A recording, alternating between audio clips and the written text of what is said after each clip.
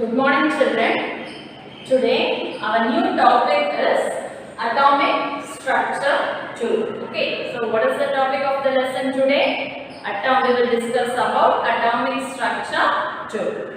So in this lesson, first of all we will discuss about the arrangement. Before that introduction part, next one is arrangement of electrons in the atoms, followed by limitation of Bohr's atomic model, and then finally progress of atomic models.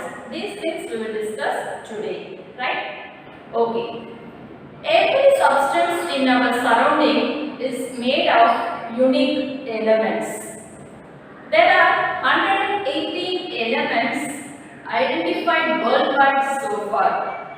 Out of these 118 elements, 92 elements occur in the nature and the remaining elements are synthesized in the laboratory.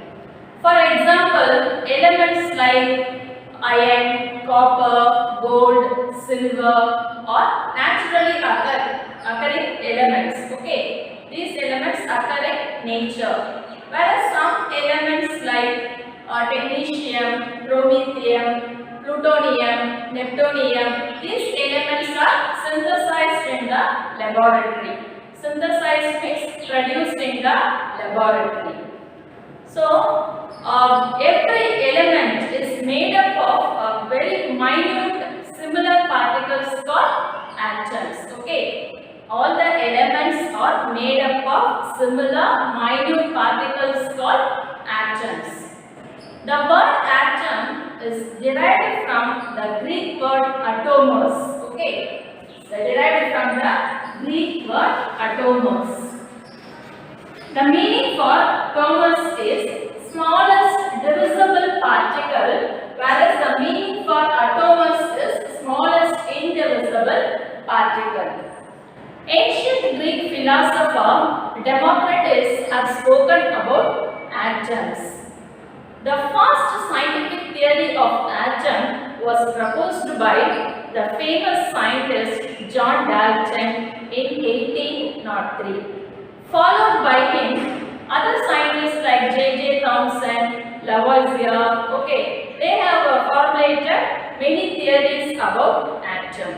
So, in this lesson, we will discuss about the arrangement of electrons in the atoms first of all. Right. So, this is Bohr's concept of atom, that is the present concept of atom, right? Matter is made up of extremely small particles called atoms. According to Bohr, an atom is made of three particles. One is protons, electrons and neutrons.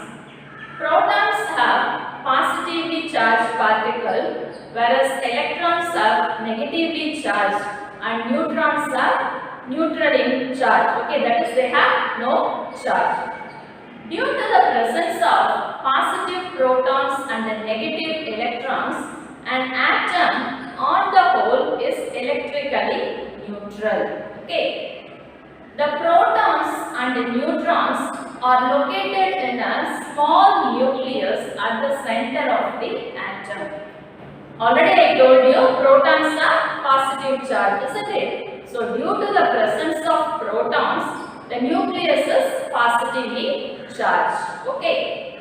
Next come to the electrons.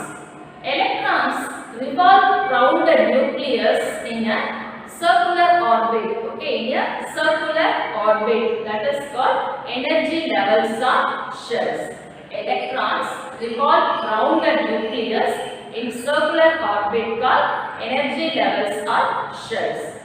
These energy levels or shells are represented either by number 1, 2, 3, 4 or by the letters K, L, M, N and so on. Okay. Here, the energy levels are counted from the center outward direction. Okay, in outward area. Energy levels are counted from the center outwards. Okay, right. Each energy level has some fixed amount of energy, right? The shell which is nearest to the nucleus have minimum energy, and the shell which is farthest from the nucleus have higher energy. Okay, the shell which is nearest to the nucleus has minimum energy, low energy, and the shell which is farthest from the nucleus have higher energy, or otherwise large amount of energy will be there. Okay, right. So in an atom, the K shell is nearest to the nucleus. So K shell has minimum energy, and if L shell or M shell is the outermost shell, means that shell contains higher energy. Why? Because it is very far away from the nucleus. Okay, right. There is no change in the energy level of an electron when it revolves in the orbit, same orbit. Okay, right. That here the energy level takes place, energy changes takes place only when the electron moves or otherwise jumps from the lower energy level to higher energy level, or when it comes down from higher energy level to lower energy level. This time only energy changes takes place. Okay, so a system which has higher energy, already I told you, already when a system has higher energy means it is very farther away from the nucleus, isn't it? So the energy level takes place only when the electron jumps from lower energy level to higher energy level, and or when it comes down from higher energy level to lower energy level. Okay, so this point you have to remember. Next, let us see the arrangement of atoms, arrangement of electrons in an atom. Okay, so the arrangement of electrons, actually already I told you, electrons are negatively charged particles, isn't it? So they form a cloud of negative charges around the nucleus. Okay, around the nucleus it forms a cloud of negative charges because electrons are negatively charged, so they form a cloud of charge outside the nucleus. Okay, right. Here the energy levels, as I told you, it is represented either by number or by the letters.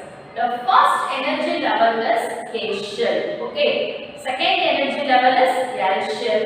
Third energy level is M shell, and fourth energy level is N shell.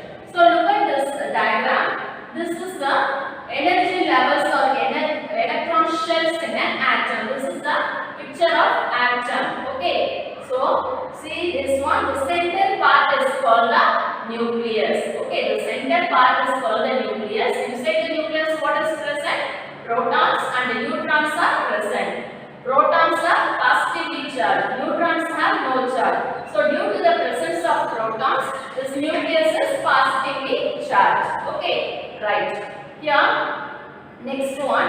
These are the energy levels already I told you, can be represented either by number 1, 2, 3, 4. This by using one formula we will get this one, I will tell you. Okay, next session I will tell you. So, or it is represented by the letter K, L, M. Actually, this atom shows only the three energy levels. First three energy levels in an atom. Okay. So, this is the first shell. Okay. This is the first shell.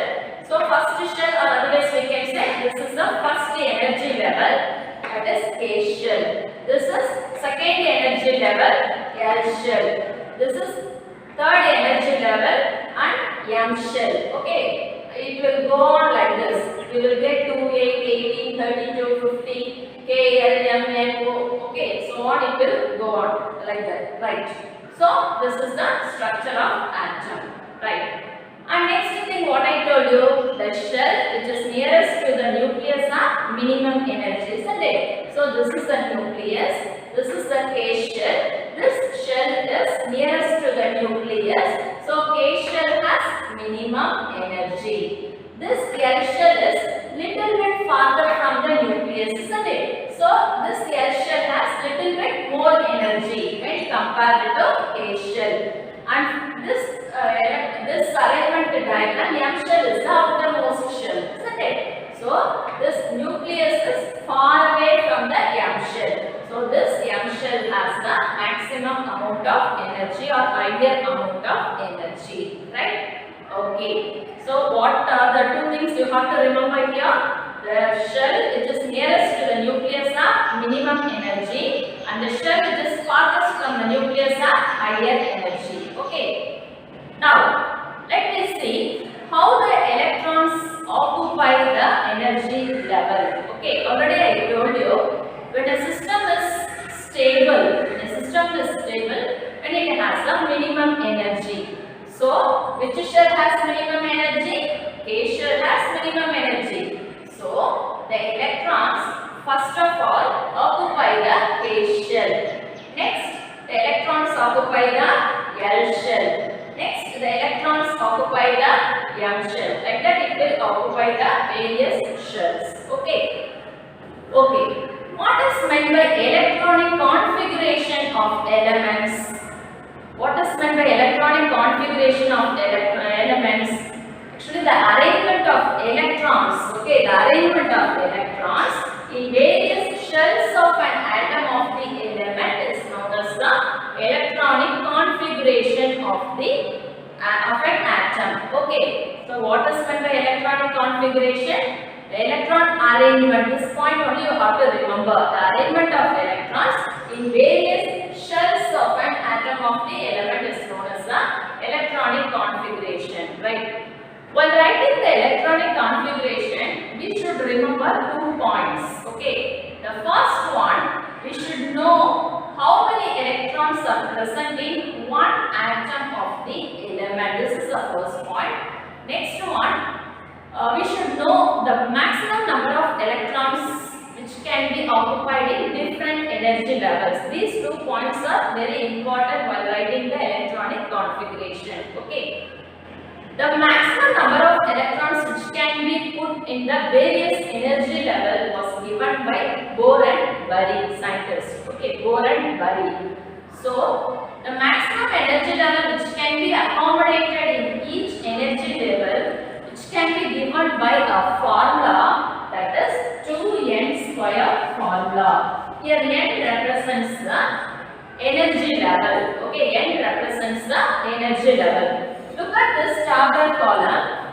So here electron shell as well as maximum capacity range is given, right? For K shell, the maximum capacity electrons are 2. For L shell, maximum capacity is 8 electrons. For M shell, 18 electrons, and for N shell, 32 electrons. Okay. Now we can calculate the maximum number of electrons which can be put forward in each energy level or shell. Okay. By using this formula 2n square. So we have to take the n value is equal to 1, 2, 3, 4 like that, right? First we can take n value as 1.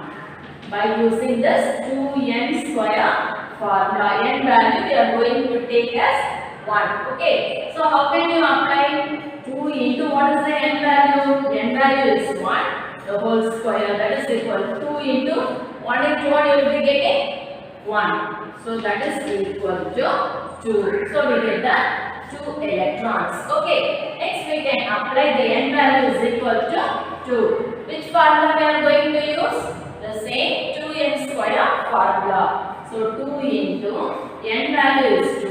The whole square. That is 2 into 2 to some 4. So you will be getting 2 for some 8. So 8 electrons.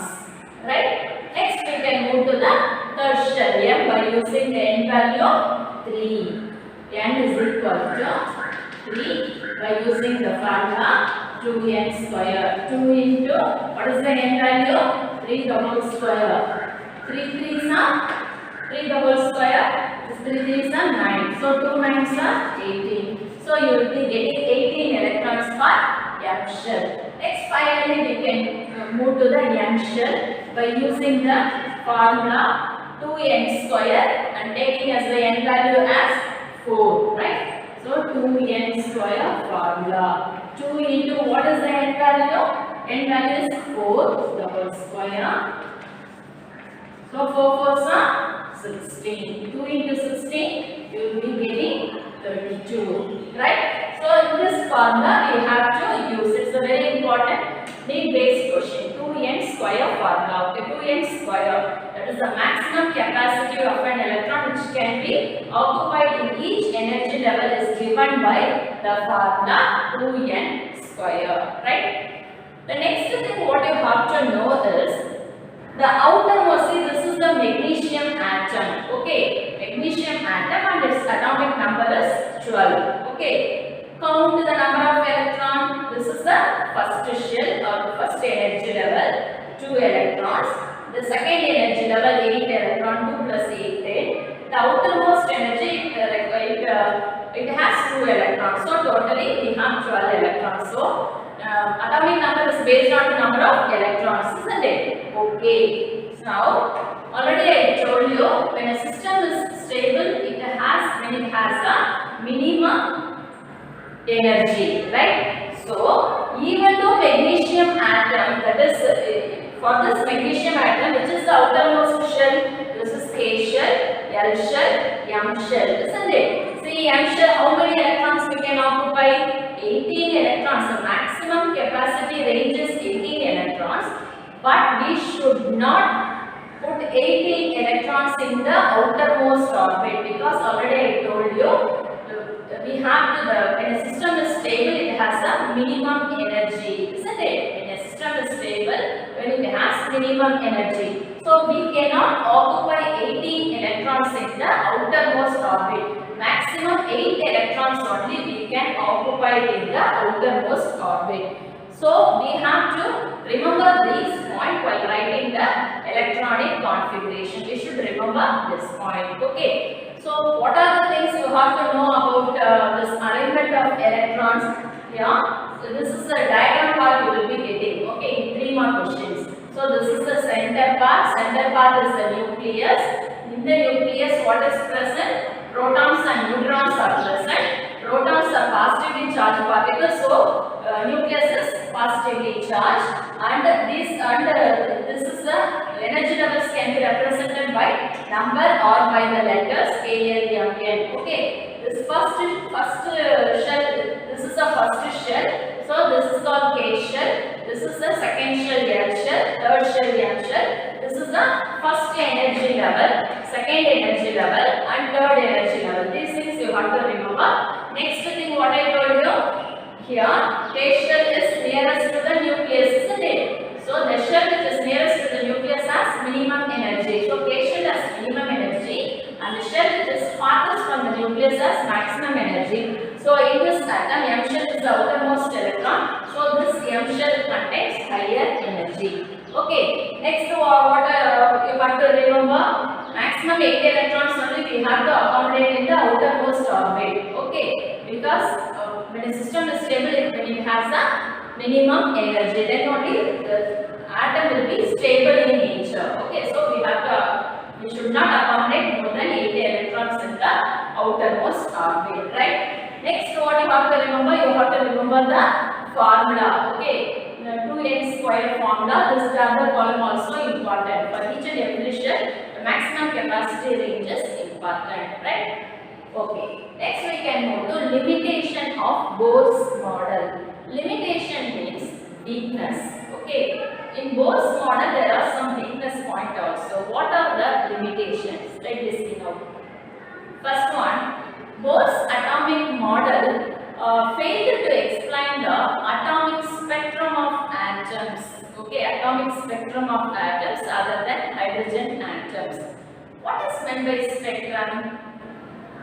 When a beam of white light is dispersed, colors are formed. Okay, so these are called the spectrum.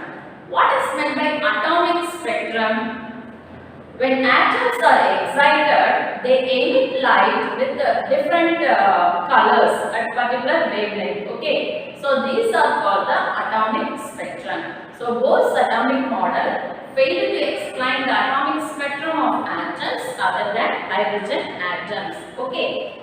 Second one, Bohr's model could not give better explanation of spectrum. Okay, Bohr's atomic model could not give better explanation of spectrum because it could not explain the spectrum when two spectral lines are very close to each other. So this point also both didn't give better explanation. Okay. Next one is Bohr's atomic model failed to explain the ability of atoms to form molecules through bonds. Okay, to form chemical bond through molecules. That is, Bohr's atomic model failed to explain the ability of atoms. Okay, failed to explain the ability of atoms. Right. Next one, Bohr's model could not give the better explanation of multi-electron atom. What do you mean by multi-electron atom? When an atom which contains more than one electron is known as a multi-electron atom. Okay. For example, helium atom, nitrogen atom are referred as the multi-electron atom because it contains more number of electrons. And in the periodic table, only one atom, that is hydrogen atom, has only one electron. Okay, so this multi-electron atom is an electron which contains more than one electron, right? So Bohr's atomic model failed to explain about the multi-electron atom. Next point, why the angular momentum of the revolving electron is equal to nh by 2 pi. So this is nothing but angular momentum. What is the formula for angular momentum? L is equal to mvr. Both are same only. Okay. So this model, this thing, both couldn't give the better explanation. Why the angular momentum of the revolving electron is equal to nh by 2 pi. This has not given clear explanation by Bohr's model. So this is one of the limitation of Bohr's atomic model. Okay. Next, Bohr connect the quantum theory of radiation and classical law of physics without any theoretical explanation. So this was the biggest drawback of Bohr's model. Classical law of physics means it is nothing but group of physics theories. And quantum theory is nothing but Planck's quantum theory is E is equal to hv, where E is the energy, h is the Planck's constant, and v is the frequency of radius. So this has not given better explanation. This theories didn't given a clear explanation by Bohr's model. Bohr's atomic model failed to explain the classical. Both connect these two theories. What are the two theories? Interrelate. Interrelate is nothing but connect. Both connected two theories. One is the classical law of physics, and another one is the quantum theory of radiation. But these two theories, theoretically does not given a better explanation. Okay, connected these two theories without any theoretical explanation. So this is also one of the drawback of Bohr's atomic model, right? So limitation of Bohr's model you can expect in the 5 mark question, children, right? So these things you have to go through. Next, this progress of atomic models we will give the quiz, right, children? So go through what are the contents we have discussed today, and you will get the assignment also. Try to complete the assignment. What are the things we have discussed? The first thing is about the arrangement of electrons in an atom. Okay. And what is the second thing? The second thing discussed about the limitation of Bohr's atomic model. Right? So these two things we have discussed today. So go through all the contents. These are nothing but the electrons. Okay. So this is the center part of nucleus. This is the first orbit. This is the second orbit, and this is the outermost orbit. Right? So these are nothing but electrons. So look at this one, children. This is nothing but the structure of atom. Okay. So this is the structure of the atom. The center part is the nucleus. The center part is the nucleus, and it is positively charged. Why? Because protons and neutrons are present at the center. Already I told you protons are positively charged particles, isn't it? So but neutrons, they have no charge. So due to the presence of protons, this nucleus is positively charged particle. And these are nothing, this red balls are nothing but the electrons which revolves around the nucleus. This is the nucleus. Electrons revolves around the nucleus in each and every shell. See? And also see the center part. In the nucleus, what is present? Protons and neutrons are present. These are nothing but protons as well as neutrons. Okay. These red balls are the electrons revolving around the nucleus, and electrons are negatively charged particle. Okay. So this is the, in this atom, this is the first shell. Okay. This first shell is A shell. Second shell is L shell. This is the outermost shell, this is M shell. So for each and every shell, what is the maximum capacity of electrons that we discussed, isn't it? By using this 2n square formula, that also you should remember. So these are nothing but the orbits or energy levels. Okay. So these are, this is the orbit. This is the first energy level. This is second energy level, and this is the third energy level. Okay. Energy levels already I told you, it can be represented either by number or by the letters K, L, M, N, like that, right? So this is the structure of the atom. P means it mentions protons, E is electron, and N is neutron. Protons are positively charged particle, electrons are negatively charged particle, and neutrons are no charge. It is neutral. In the center, nucleus is present. In the nucleus, what is present? Protons as well as neutrons. Protons are positively charged, neutrons are no charge. Due to the presence of protons, nucleus is positively charged particle. See here, nucleus is a positively charged particle. Why? Because protons are present there. And this is these are the electrons which revolves around the nucleus. Okay. So this is the first shell, isn't it? This is the K shell. This K shell is nearest to the nucleus. So K shell has the minimum energy. This one L shell. This is L shell. So L shell, it is little bit farther from the nucleus. See the distance from the nucleus, isn't it? Little bit farther from the nucleus. So it has somewhat higher energy. And if you consider this is the outermost orbit, means from nucleus to outermost orbit, it has a large difference is there, no? So this shell contains large amount of energy, higher amount of energy, because this shell is farther away from the nucleus. Okay. So these points you have to remember. First you have to know what are the three subatomic particles. Subatomic particles are protons, electrons and neutrons. The second thing what you have to know about the charge of each subatomic particles. Okay. What is the charge of proton? This is a need-based question. What is the charge of electron? What is the charge of neutron? Next, what is present in the nucleus? And electrons revolve around the nucleus. Electrons are negative charge. And the shell which is nearest to the nucleus are minimum energy. Farthest from the nucleus are maximum energy. Okay. So these things also you have to remember. Okay, children? Right. Thank you. Now we will see about the progress of atomic models. Progress means development of atomic models. So first let me see about John Dalton. In 1803, John Dalton proposed his atomic theory. He suggested that atoms were indivisible solid spheres.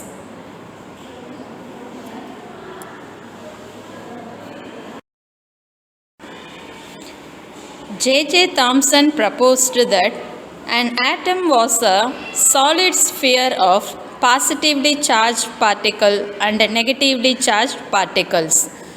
Electrons were embedded in it like the seeds in a guava fruit. Embedded means fixed firmly. But later this concept was proved wrong.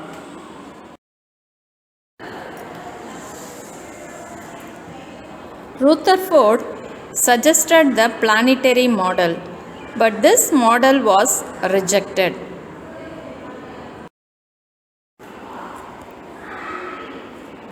In 1913, Niels Bohr proposed that electrons revolve around the nucleus in a definite orbit with a particular energy. Based on these facts obtained from spectra of hydrogen atom, he introduced the concept of energy levels of atom.